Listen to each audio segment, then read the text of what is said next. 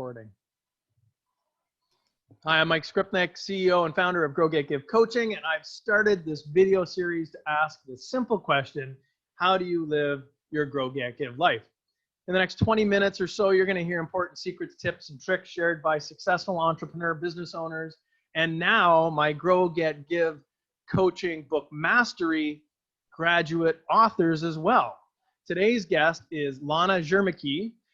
Thank you, Launa, for accepting this invitation to share your story with our other business owners and entrepreneurs. I'll just give you a little send-off first, and then you can chime in.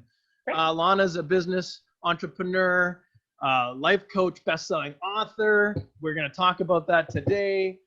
She's dedicated to guide people who survived a traumatic event and who want more from their so-called second chance. Which basically studies show, which is most of the population has experienced something like that. And most often people are trying to look to how to get back up into their real life. She doesn't spend much time talking about herself, so I'm going to do it for her. She prefers other people's stories and weighing in and helping others kind of from the background, which is funny from a woman who was front and center on stage for a large part of her life. So her subtle touch that blends both rational thinking, emotional feeling, helps people get ahead. Launa, thank you so much. We're going to talk about what today, 4 years ago, we started a book project with you and you wrote a wonderful book. Yeah, so thank you for having me, Mike. It has been a journey, I will say that. So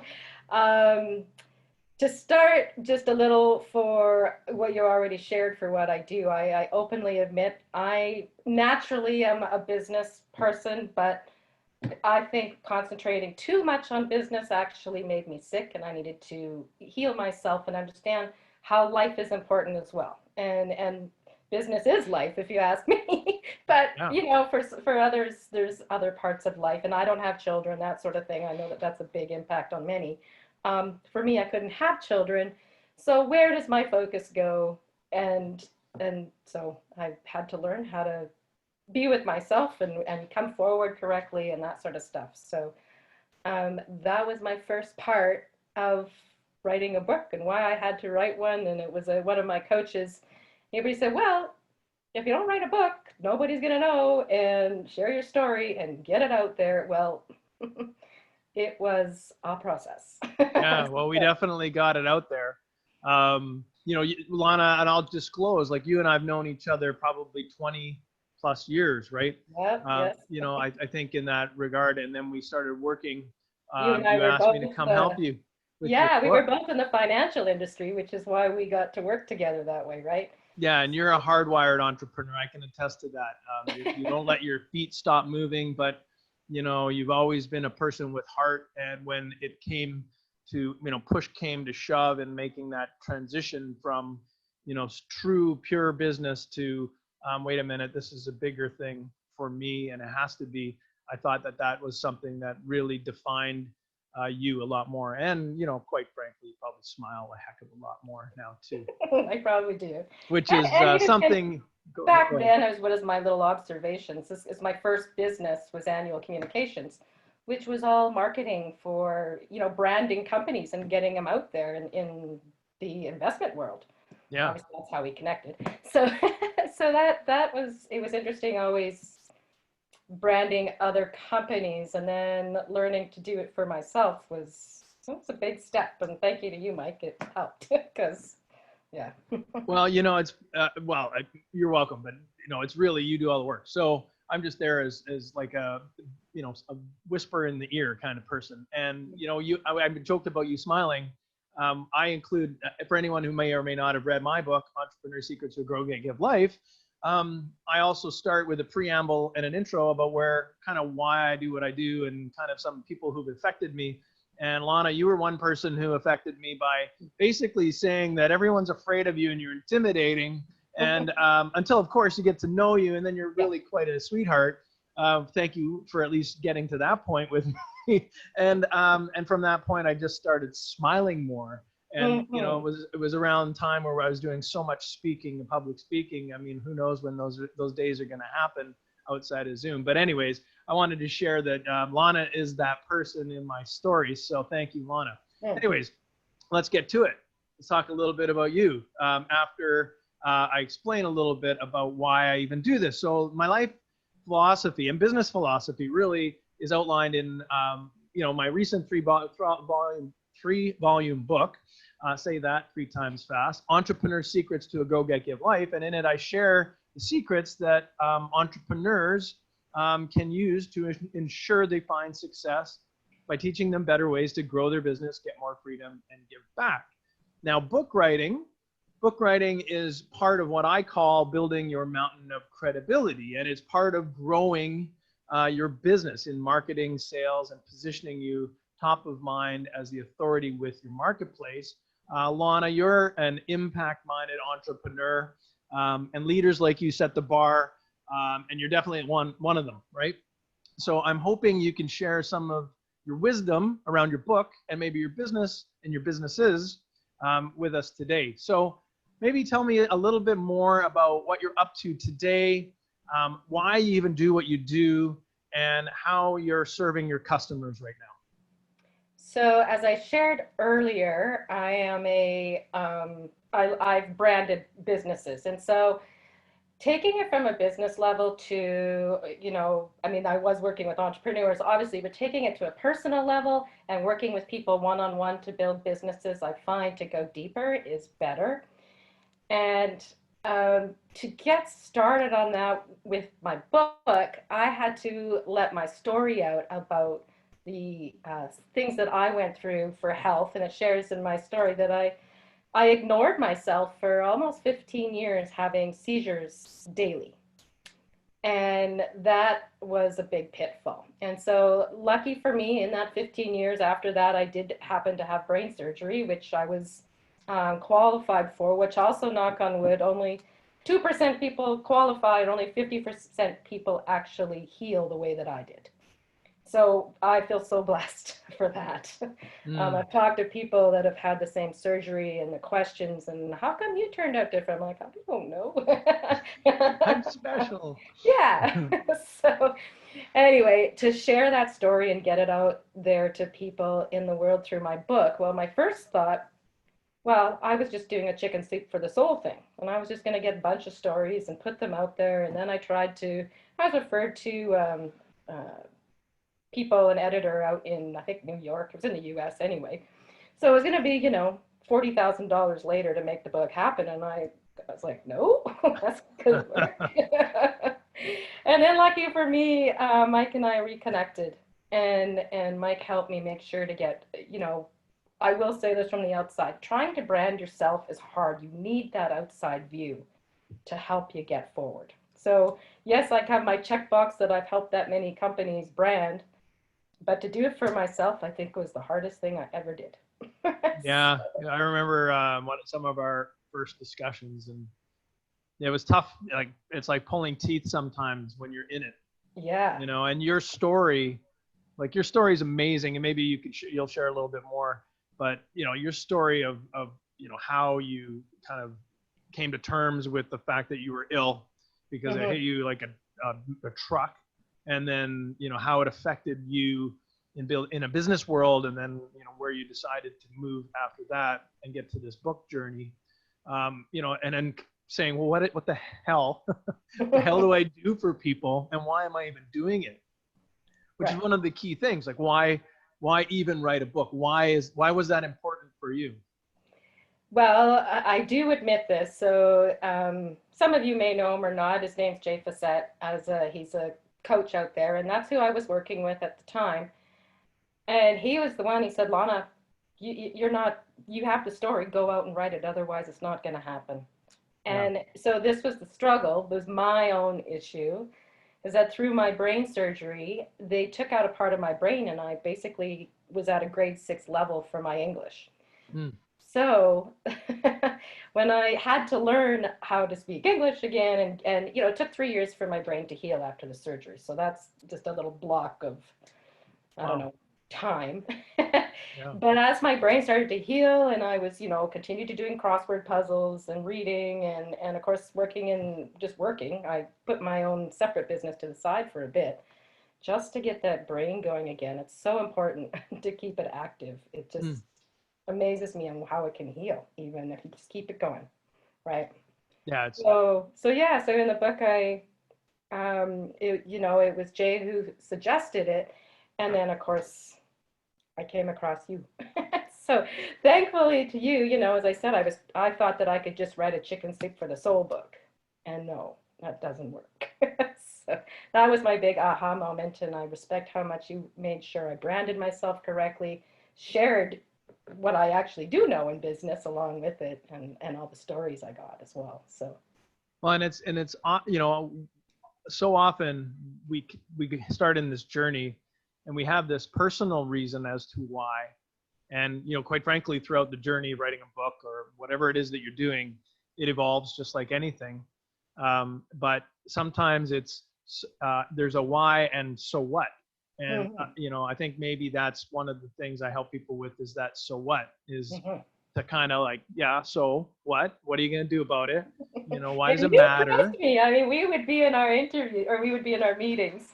I would sit there, I think, blank for 10 minutes, and you just keep drilling to make sure that I could come up with some answers and just allow my brain to come forward. It wasn't my brain, it was my heart, really, to come forward on what I wanted to share. Well, So, and I have to say, it's one of the most wonderful moments I get to share with people, is when they get to that, oh, that's what that's what I'm yeah, here. That's why I'm right? doing. And maybe years later it evolves. Like, we're talking 4 years ago Yeah. now. And maybe it evolves. Maybe it's not, part of writing books is that it's the book that you've done, not the book you're going to do. Mm. And so often, it's kind of a cathartic experience, and sometimes it's just out of you. And then sometimes it's like you're the Rolling Stones playing Satisfaction for 40 years, and I don't know how they do it, because I don't look at my old books. I don't know about Yeah, you. I'd like to read some of the stuff that's written. It's like, oh Yeah, yeah, sometimes I read my own stuff. I'm like, I wrote that. That's pretty yeah. cool. Now maybe I know. So, what was the journey like? What was the whole process like for you? What was that getting from I the found it. idea and then finally go with it? I mean, for the whole journey, I mean, however much. So when I first started writing it, because I wanted to share stories of people that have been through the traumatic issues and have made success of themselves in life. I just think, to me, going through trauma is a lesson in life for you. Whatever kind of trauma it is, if it's divorce or a car accident. For me, I had epilepsy. Some of the people in my book is survival of cancer and MS, and how to move forward with all of that. And there's a reason that kind of thing happens to you in life. And if you step back and look at it, like, okay, what am I doing wrong, and why is my body behaving this way? You know? Mm, And I respect all the diseases out there and things that can happen to people, but I do believe that a positive energy to move forward is how you get there. So part of the process, and me learning this for myself, so I had to, I selected people that I would interview, and I got lots of stories. I had to select which ones were for my book. yeah, And ironically, it is all females, because men share stories in a little bit different way. sure. So, They do. They don't usually write a chapter on it. Like, I'm right. good. I was bad. No, I'm good. Oh, Yeah. And so all of that interviewing and learning other people's stories and how they made it through, I thought it was just a big aha moment for me. So it's like, oh, thank goodness I'm not the only one. And then, excuse me, where to take it is, of course, where I needed your help and how to apply all of this knowledge that people are sharing and put in what I do for my formula. yeah. I thought, like, you have this unique potential, Mhm. and this formula of how you look at things, as well. What your role in people's lives was. That role of a person who isn't there to wallow or to counsel through the darkest times, because that's not your role Mm-mm. in people's lives. You're on the survivor end of things, where people have survived, whatever crisis it was. And you covered your stories. The stories in there cover a wide spectrum, right? They do. Not just health stories. Some of them are mental health and abuse stories. Right. And when women, or anyone, but in this case, the women, were out the other end of it, if you will. you know, they went into those circumstances successful, driven, had full-on careers or full-on like path in life that they had clear, and then it was disrupted and thrown, you know, into this whirlwind. And then you're there on the other end going, I know how to pick up the pieces. And what you just said about knowing, you know, some of the way you think brings on openings for illness and disease to maybe happen with people and kind of get worse. You having that knowledge of what it took to get through it, because this is something that you brought out in your book, and I'm like, this is what you do, right? This is, you know, it's, you know, that there's lessons in how you recover, and those lessons are Okay, I'm just of gonna resilience and stop you for strength. a minute because my, of course, because we're taping, I'm getting a tickle in my throat. So I'm just gonna Oh, no excuse problem. me for a moment while I grab a Kleenex. That's fine. All right. So, you know, you help help people get through this particular spot because you understand that there's lessons to be learned. And you know, so for me, I thought that was a big moment when I understood that that's how, you know, you can bring people's attention to the experience they had. And you're really about surviving and success out the other end, whatever that looks like in life. And often, as And you even know, it reinvents you. it does. And so some of the people I still work with, Lorraine Clifford, I'm redoing, so you don't know what I mean, people don't know what I do with annual communications, which is all branding and website design and all of that stuff. So Lorraine, yes, is in my book, and she is going out there and teaching people how to breathe correctly, especially with our masks. What do we do? Mm. And but you know, I've worked with her for a long time in helping her brand herself to get forward. And so she's the survivor of cancer, and is just rocking her world. She's loving it. It's awesome. So how, you know, okay, so this is, I'm going to show the book, but you're going to probably show it better because um, apparently when you have a backdrop, getting up, I have my signed copy from Launa. And how was being an author? How did it help you position yourself and your business? You know, what were the effects of it once you had a book published? You know, I always say a book was magical, but tell me your experience. Um, for me, it was my business card. You know, for me, it was showing myself, not even just a business card. I think of it that way now. I have another book that is kind of more like one. It's all business stuff. Yeah. But for me to open my heart and share my story, it just takes so much courage. And the other part is that we're not all alone. Like when you go through high traumatic things like, you know, that people do, you feel like you're by yourself. And especially with the world we're living in right now, it sucks. so so that was one of my purposes, is to share, like, you know, we actually do get help. And when you do get help in life and business, it helps you move forward. You can't do it all by yourself. You just can't. No, It's you're hard. right. When, like I always talk about, so this is kind of the grow part, and maybe you can help share some wisdom as an entrepreneur, because you've also added or pivoted. You didn't really pivot during the pandemic. This is something that you began to work on a couple years ago. But when you consider growing your business, obviously the book becomes, you know, that something that builds that mountain of credibility for you. So maybe I can ask you, since we already know that that's our primary tool for, you know, growing business, right? Yep. Attracting people. How about getting more freedom? You know, you have a wonderful man in your life, Mm-hmm. and you guys are good friends, and we've tipped a few, I'll say glasses, but really it comes down to bottles of wine.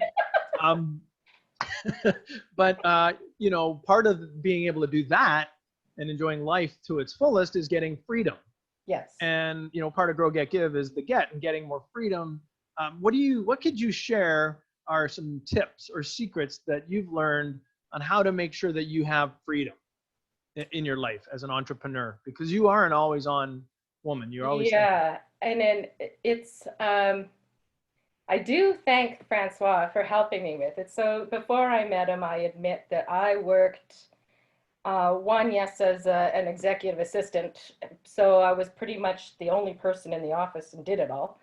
and, because there was only three of us, but you know, it was a fairly large company or successful company anyway. Um, it was just my big moment to, as he started to be a part of my life, because you know I was by myself before that, obviously, and it was just to give myself more time. Like, you know, instead of having to be at work at 5:30 in the morning, it was, you know what, you can get up and work out. Mm. Like, oh, okay, I'm allowed to do that. Like, it's just to give myself that time to be able to look after myself is a different, it's a different energy. I call it permission. Do you think that that's right? You learned how to give yourself permission to do Yeah. those things? Is Yes, that? and I share in my story in my book that you know, I kind of grew up like many people did, where we're supposed to have this perfect marriage and home and drive the big truck or fancy car or whatever. There's all these perfection things going on, and I grew up as a dancer, so then that's even more being on stage and doing all these perfect things. And as I learned, I didn't have to be perfect. I could actually just go and try and do things. Um, you know, you become your worst critic, but but it's also a positive thing to go forward with, right? When people start to recognize who you are. Can I ask you then? This might be a little deeper than intended, but you know, your pursuit of perfection culminated with you ultimately being a dancer on the stage in a perceptive perfection mode, Yeah. and then being struck by seizures, and then all of a sudden your body and your life going, hey, perfection's an illusion. Right? And you're holding up this illusion like get real. You know, how profound was that for you? You know, and how do you not let that just like rip you apart? How do you, you know, rebuild it? Maybe Well, maybe that's something people would love to hear. yeah, I guess to rebuild it, I just think about back to when I was still sick and working, and it was, you know, one, yes, I left university right away and was still, you know, I'd be on stage, and I shared in my book, I'd be on stage and I'd have a seizure. Well, truthfully, they weren't even supposed to hire me. And I got, you know, kind of a written notice from a doctor that I hadn't been diagnosed. And, you know, but I had my ties on board where, oh, she just had sunstroke. She's fine. You know, so that was a huge thing. And then eventually, yes, I had to get off the ships, and I got into a car accident. And so it just kind of kept rippling, like something just wasn't happening for me.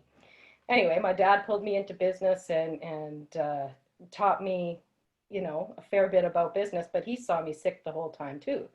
So to step in and um, I don't know. I just feel like I was blessed so many times because before at the hospital, there were no neurologists that focused on epilepsy.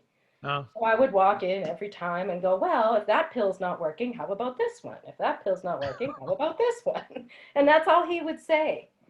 And it was just such a waste. So when the new department opened, I happened to be one of the first people to go in, and they just brought the surgery into Canada, and I was elected for it, which was awesome. It was wow. scary. You know, I'm sitting in the hospital and it's like, oh, we're taking out a part of your brain and you might not come out alive. And they have to say all this for legal purposes, which I respect, but at the time you don't quite get that. Well, the So, downside risk of brain surgery is everything. So, right, right. So coming back from all of that and learning how to speak English again, and I don't think I shared that earlier, but that's the part of the brain they took out.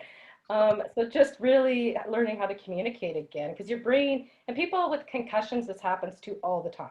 You hmm. get a concussion, it's like, how come I can't think of the word? How come my brain isn't working fast enough? Like, what do I do?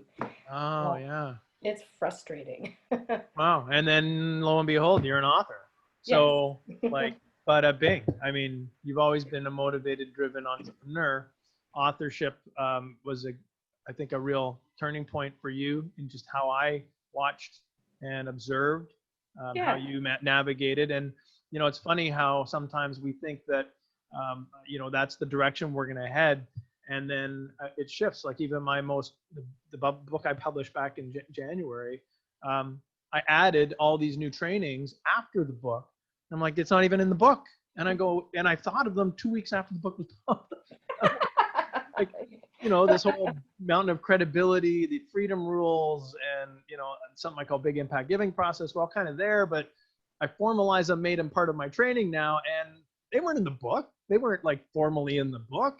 Yeah. And so it's just sometimes interesting even then how once we've done it, we begin to, you know, maybe kind of level up. I think it's just our way of just stepping to another level. But one part of your book that I found so interesting is you talked about the subconscious level. And you know how in my unique design is where I help, you know, the people where they are consciously and subconsciously so it's human design is what it is. Just to help people go forward, is how you wrote that chapter in the subconscious. I'm like, maybe Mike, he does get it, the subconscious. And well, I learned from my people. Like, I'm a lifelong learner, and if it wasn't for amazing people like you, I'd never learn too much, because I love to read, but I'd rather just listen to people and experience them. So let's go back to a little bit of the Grow, Get, Give, and then we're going to wrap this up. So my last question for you really will be around, you know, giving back. Now I started, you know, my career and my whole premise of Grow, Get, Give started basically with leading with philanthropy. And, but interesting, over the years, I've walked that back to giving to oneself, because, you know, giving starts at home used to bother me. But if you're not well, if your family's not well, if your community's not well, how can you have a better impact? And so we have some homework to do, some self-care in that. So it's a big spectrum from giving to yourself to having a big impact to causes that matter most to you. So Launa, for you right now, when you look at the future or your present, like, what's your big impact goal? Like, if your personal and business goals are realized, what's the net effect on our world? I love hearing you say that.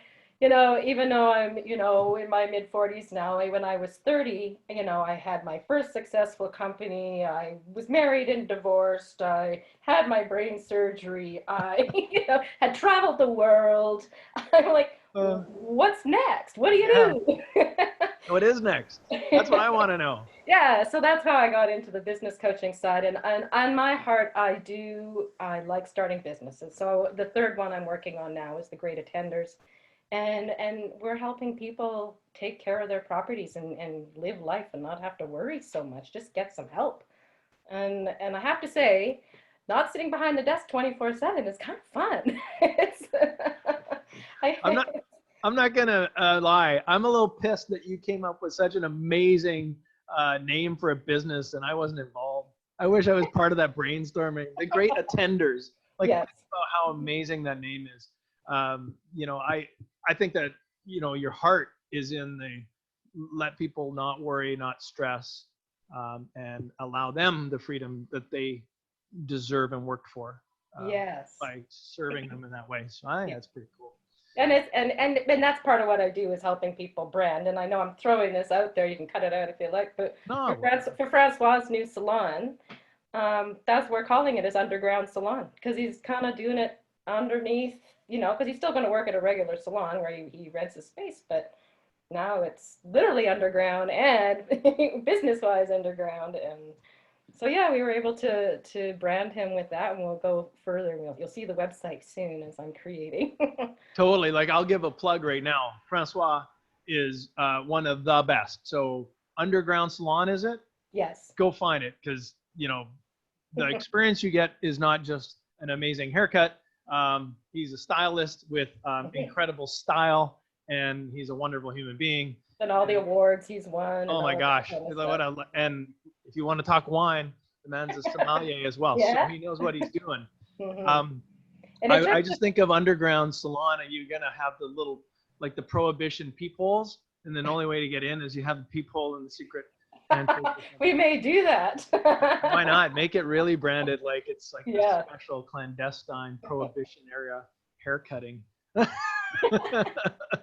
It's interesting for philanthropy. I know that I kind of went off subject there, but, you know, for my final chapter is all about giving to yourself as well. I call it gratitude, but to give gratitude to yourself, as you said earlier, isn't easy to do. No. It's kind of, you feel like you're always having to give, and um, I guess because that's how I was raised as well. The families help different charity groups all the time, and one we always participate is called the Shamrock, and it's for children. It focuses on children for making sure that they're well clothed and have their food and all that kind of stuff. And the other one, because it has to do with the brain and spine, is the Branch Out Foundation, which they are promoting their auction online today. I think is the last date of it. Oh, wow. Awesome. And they're still going to have their bike race, but of course everything's a little bit set up different. But without the Branch Out Foundation, technology and how to help people holistically rather than just with a bunch of meds down your throat, it's a big difference. So yeah. Those are great things that you support. Branch Out is really doing some amazing things. they are. And, I want to thank you for sharing today. And if people want to reach out and find you and hear about what you're doing, either in terms of getting up, helping people understand the human design and the unique potential, or find you for great attenders, where are we going to find you? How can we reach out and find you if we want to do that? So for me, Getting Up Now is the name of my website. Or you can go to growgetgivesecrets.com is that one. I mean, annual communications I took down. I kind of just do it under the table now as a private thing that people know I know how to do. I don't have to promote very much anymore for that. Anyway, but those are the two links but Getting Up Now, you'll see the links there right away. And people, your book is on Amazon, right? Yes, it is. So that's Getting Up. Unique potential is the key to your success, and it's on Amazon. You can find it on Amazon anywhere, like .com.ca. Correct. Right? Yep. Awesome. So thanks, Launa. Thank you for sharing your wisdom with me and our listeners or followers or watchers, whatever I do. I don't know. This is not a podcast. It's more just an interview platform. Yeah. And good luck with the great attenders. Thank you. Good luck in helping people get up. And good luck with Francois and his underground hair salon. I love it.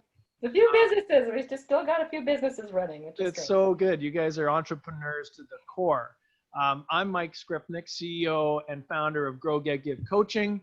And my fellow authors are part of the Book Mastery Program. And if you want more information about how our coaching family members are growing their business, getting more freedom and giving back, please reach out to me at info@mikeskrypnek.com. Find us and follow us on Facebook, LinkedIn, Instagram, YouTube, or just plain head to growgetgive.com for more. In the meantime, Launa, thanks again. And all of you have an amazing day. Thanks, Mike.